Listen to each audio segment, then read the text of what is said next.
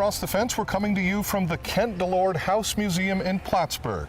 It's a home steeped in history, overlooking the Saranac River as it flows into Plattsburgh Bay. Good afternoon, everyone. I'm Will Michael. Thank you for choosing Across the Fence.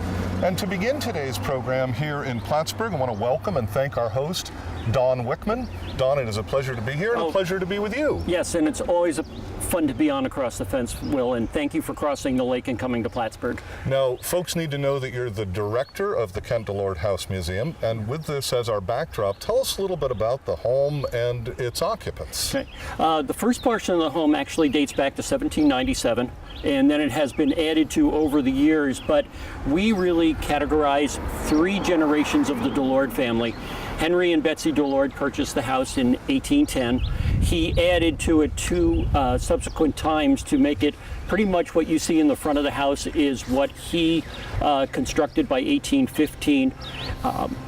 And Henry was just a self-made man in this area, very well respected in the village of Plattsburgh at that time. A local business person. Yes, but actually not too local because he was born in Nimes, France, and then in the late 1790s moved from France to Haiti to Peru, New York, and then decided that the place to be was the burgeoning village of Plattsburgh. And he really was that self-made man, selling out of his gardens here. He had a red store. He did very well, except that he went into bankruptcy because he offered credit to American soldiers during the War of 1812 and was never paid back by the soldiers or the federal government. And the war becomes a huge piece of the story and the home museum, correct? Very correct. During the British invasion in September of 1814, British Royal Artillery officers were actually quartered here.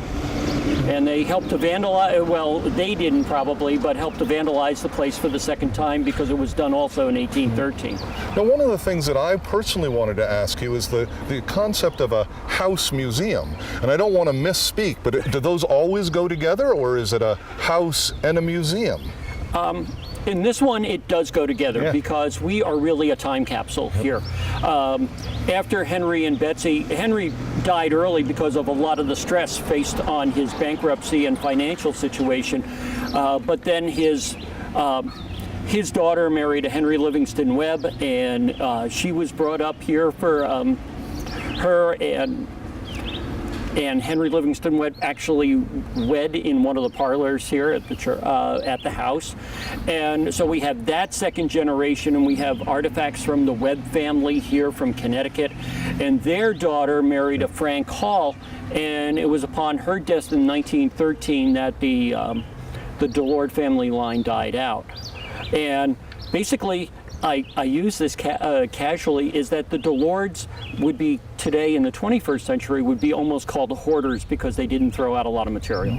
Which in some ways begs the question, how old is the museum? When you walk through and all this history around us, how old is it? Okay, officially it dates back to 1928. That was 15 years after Fanny DeLord Hall died.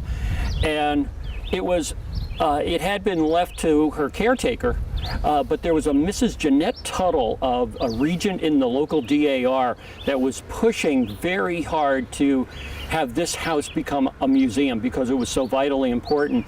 And she worked with William T. Miner, who is responsible for Heart's Delight and the Miner Museum.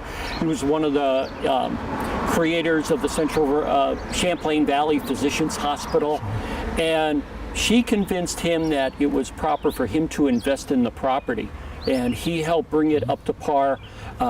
He did first interpret it not as the DeLords, but as a colonial revival home. But a lot of credit goes to William T. Miner, but the unsung hero is Jeanette Tuttle. Now, as a longtime historian, now the director here at Kent DeLord, what do you describe when people say what's special, and you say, wow? That's a good word for it. It's wow, because like I said before, it's a time capsule. We have portraits here that go back to the Webbs from the 1770s, and then we have most of the DeLord family in portraits also. when the British evacuated here after the battles of Plattsburgh on September 11th, the artillery company left behind a mess chest.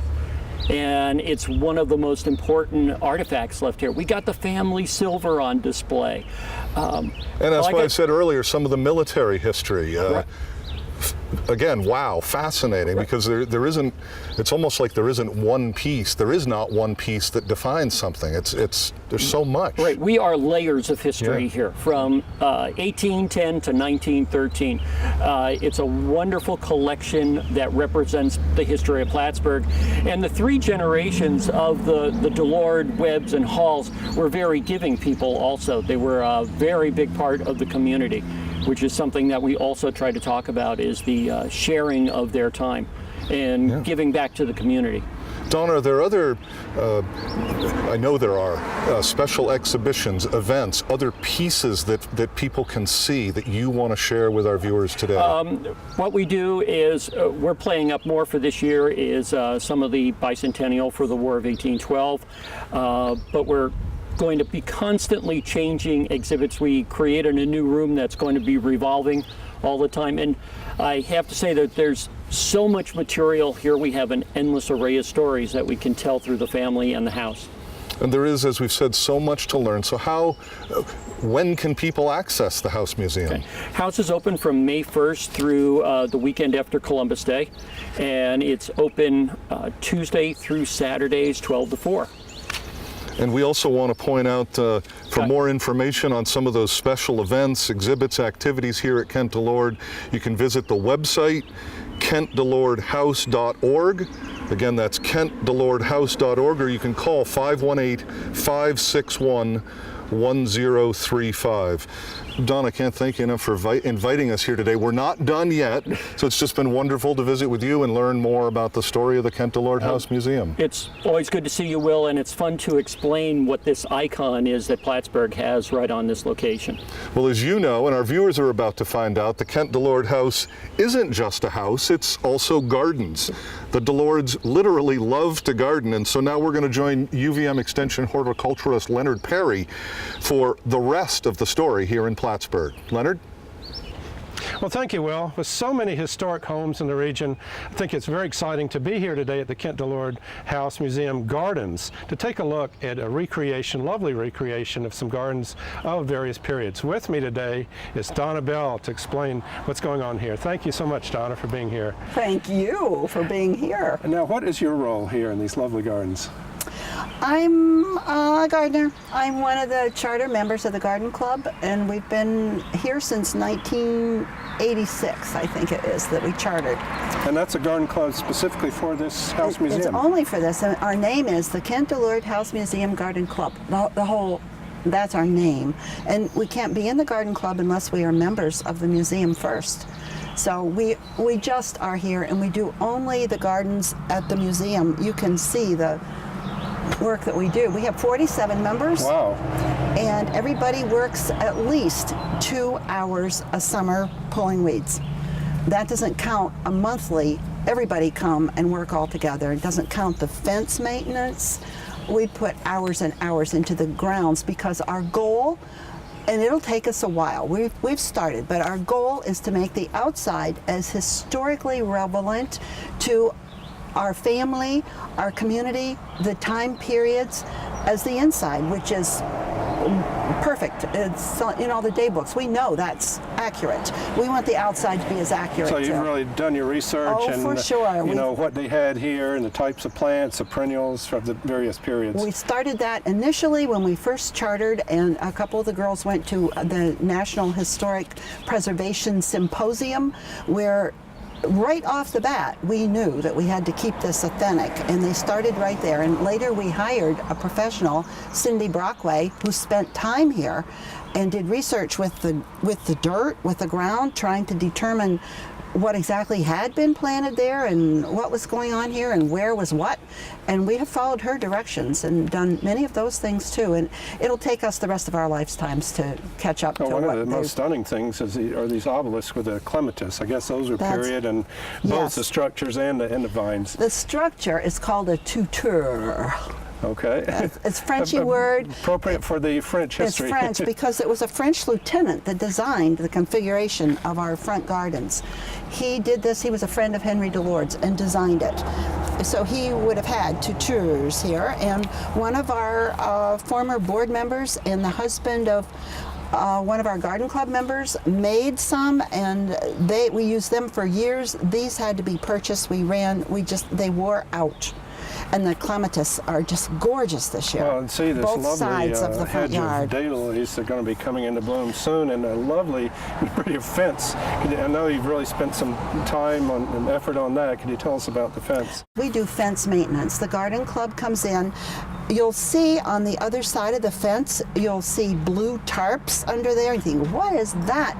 It's because 2 people will come with bleach and brushes and scrub brushes, and they clean one section a week of that fence, both sides, and hoses. Amazing. And they have to put tarp under there because we have put this fine gravel around everywhere, not like in Henry DeLord's day when it would have been your broken dishes and your rags to keep the weeds down. We put in gravel. It's more pleasing today to have that than junk here. So I notice a plaque down here, and you have the red, white, and blue theme going with the annual flowers. This is a peace garden. I understand it's a new designation. This is new. We are part of the International Peace Garden Tour. It is Eastern Canada and Northeastern New York, and it's based on the War of 1812. They have chosen gardens, places where there were terrible war stories. And this is the people's way to make up for the war. And they now have bus tours that do this. It is put out by the International Peace Garden Foundation or something like that, and it started last year. We have this plaque that's embedded in our garden that they gave us, and we also have another one out by the driveway by our regular Kent DeLord sign that they gave us. We only have about a minute left. I just wanted to mention some of the other gardens on the sides you have. On the east side, I guess, is a Victorian garden you were telling me? Right, that is the Victorian garden, and in the Victorian garden, right out Fanny's bedroom window, today, exactly a white rose is blooming, and in her day book, she talks about the white rose outside her bedroom window. So that's she very was authentic the last for that inhabitant period of this home, and it is the white rose. What do you call for the period? It is the rose for the period, yes. And out back, I noticed a arbor, looked like with grapes on it. Yes, when we hired Cindy Brockway to help us restore and put it back together, she said there was a grape arbor there, and we had pictures. So we have planted Isabella grapes. We're waiting to get enough to make wine. Right now, we can only do jelly. And I know on the side there, you also don't have gardens, but I understand you had a vegetable garden there, but you've kept it open just because you've recreated the paths, but you've kept it open because you have reenactors there and they need the space for that.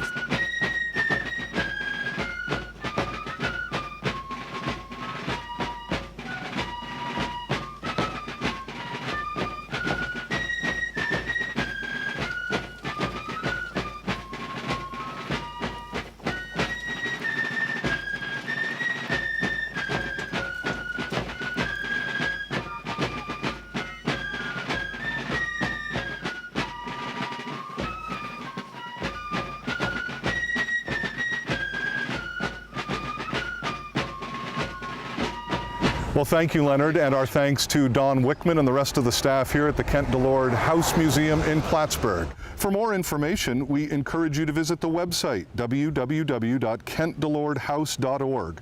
The website has directions, the hours of operation, and a full listing of the many special events that take place here. You may also call, and the number is 518-561-1035.